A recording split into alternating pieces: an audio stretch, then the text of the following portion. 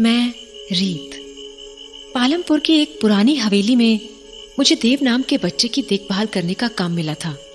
Car में बैठे हुए मैं हवेली को देख ही रही थी कि मुझे एक कॉल आया।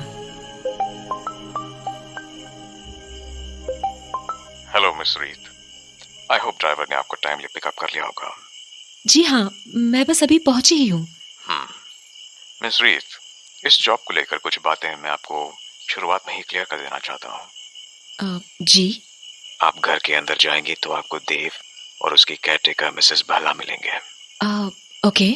जैसा कि मैंने आपको बताया था, देव के पेरेंट्स की 6 महीने पहले एक एक्सीडेंट में मौत हो गई थी। जी। और आपके पहले जो नानी थी, उसने देव को बहुत प्यार से रखा था। होप आप इन एक्सपेक्टेशंस को मैच कर पाएंगी मिस रीत। I will try my best mister Bedi. Don't try रीत, बी द बेस्ट। एनीवे, मैंने आपको देव के स्कूल से आया एक ईमेल फॉरवर्ड किया है, प्लीज उसे देख लीजिएगा। और हाँ, एक आखिरी बात, आज के बाद आप कभी भी किसी भी चीज के लिए मुझे कांटेक्ट नहीं करेंगे। No phone call, no email, no message, nothing. मैं समझी नहीं mister Bedi. What I mean is, Dev को लेकर अगर आपको कोई भी कंसर्न्स हो तो वो आप खुद ही एड्रेस करेंगे। आपकी सैलरी आपके अकाउंट में हर महीने पहुंचती रहेगी। गुड लक मिस रीत। Thanks mister. दैट्स रूड, बीच में ही कॉल कट कर दिया। लेट्स सी मेल में क्या है। हैं? 10 दिन पुराना email. I am sure mister Bedi ने तो इसे खोलकर भी नहीं देखा होगा।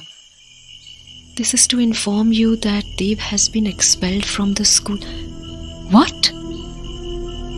देव का बिहेवियर दिन ब दिन अजीब होता जा रहा है, मानो उसे बाकी बच्चों को नुकसान पहुंचाना अच्छा लगता हो। इसलिए बाकी बच्चों की सेफ्टी के लिए हमें उसे स्कूल से एक्सपेल करना पड़ रहा है। What the hell? इस बच्चे के साथ तो थोड़ा केयरफुली डील करना पड़ेगा। तो उसके बाद मैं घर के अंदर चली गई। घर के ड्राइंग रूम में ही देव और उसकी केयरटेकर मिसेस भल्ला खड़ी थी। हेलो दीदी। हेलो देव, आई एम रीत। रीत दीदी, मैं आपका कब से वेट कर रहा था। मैं अब आपको यहाँ से जाने नहीं दूंगा। हाँ? चलिए, मैं आपको आपका रूम दिखाता हूँ। उसके बाद मैं देव के साथ अपना कमरा देखने चली गई। कमरा काफी बड़ा और खूबसूरत था। वाओ देव, ये रूम तो बड़ा सुंदर है। इसे तुमने सजाया? हाँ, बिल्कुल वैसे ही जैसे अनु दीदी सजाया करती थी। अनु दीदी? हाँ, आपसे पहले जो मेरी नानी थी वो। ओह, तो वो। मैं आपका नीचे वेट करता हूँ। बाय। इससे पहले कि मैं कुछ बोल पाती, देव वहां से चला गया। ये बात मुझे अजीब तो लगी, पर मैंने इस पर ज्यादा ध्यान नहीं दिया। डिनर के बाद मिसेस भल्ला मुझे पूरा घर दिखाने लगी। तभी उन्होंने कहा, पुत्र, इस घर में तू कभी भी घूम सकती है, बस घर के बाईं ओर मत जाना। हाँ? पर क्यों? वो इथे ऊपर जाने का रास्ता है ना पुत्र, छत पे जाना सेफ नहीं। ओके जी, मैं ध्यान रखूंगी। मिसेस भल्ला। हाँ पुत्र। मुझे आपसे एक बात कहनी थी। मिस्टर बेदी ने मुझे देव के स्कूल से आया हुआ एक ईमेल भेजा है। हाँ? एक्चुअली देव को स्कूल से निकाल दिया है। क्या? निकाल देता? जी, इस बात को 10 दिन हो चुके हैं। पर ऐसे कैसे निकाल दिया देव को स्कूल से? कोई वजह तो होगी ना? दरअसल कुछ साफ साफ तो नहीं लिखा है, पर स्कूल का कहना है कि देव से बाकी बच्चों को खतरा है। केड़ा खतरा? इतना छोटा सा बच्चा खतरा हो सकता है क्या? वही मैं भी सोच रही हूँ। अरे क्या कितना होगा, किसी बच्चे नु थप्पड़ मारिया होवेगा बस, और किसी का गला तो नहीं दबा दिया ना। भला इतने छोटे बच्चे से किसी को क्या खतरा हो सकता है? मैं समझ रही हूँ। मिस्टर बेदी नु पता है? स्कूल का ये ईमेल उन्होंने ही मुझे फॉरवर्ड किया था, पर मैं उनसे ज्यादा कुछ पूछ नहीं पाई, और अब तो मैं उन्हें कॉल भी नहीं कर सकती। क्यों? उन्होंने मुझे उनको कांटेक्ट करने से मना किया है। जब से उसने बिजनेस संभाला है, तब से देव को एक बार देखने तक नहीं आया है वो। खैर तू मैनू दस अब की करना है? आप चिंता मत कीजिए, देव का ख्याल रखने के साथ साथ मेरा काम उसे पढ़ाना भी है। मैं पूरी कोशिश करूंगी कि देव पढ़ाई में पीछे ना रहे। धीरे धीरे वक्त बीतता गया और मैं देव के साथ घुलने मिलने लगी। एक रोज मैं देव के साथ लुक्का छुपी खेल रही थी। देव, चुप गए ना, मैं आ रही हूं। तभी बगल वाले स्टोर रूम से मुझे एक आवाज आई। हाँ, ये आवाज, ये तो इस कमरे के अंदर से आ रही है। तो मैं देव को ढूंढते हुए उस कमरे के अंदर चली गई। अंदर मुझे देव तो नहीं मिला, पर कमरे में बहुत से पुराने बॉक्सेस और खिलौने पड़े हुए थे, मानो वो कोई स्टोर रूम हो।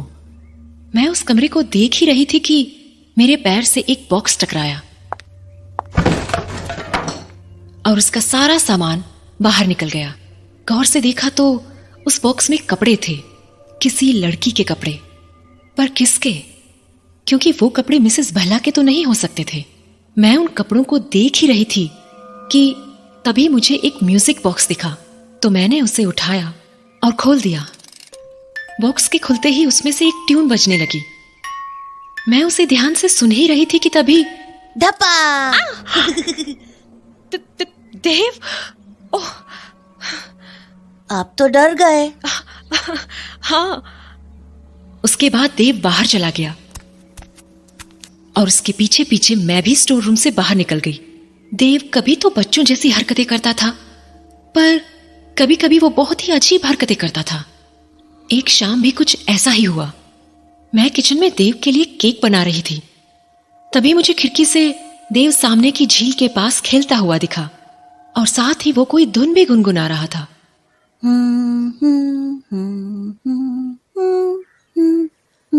गौर से सुनने पर समझ आया कि ये वही धुन थी जो मैंने उस म्यूजिक बॉक्स में सुनी थी। तभी मुझे ऐसा लगा मानो झील के दूसरी ओर से भी कोई वही धुन गुनगुना रहा हो।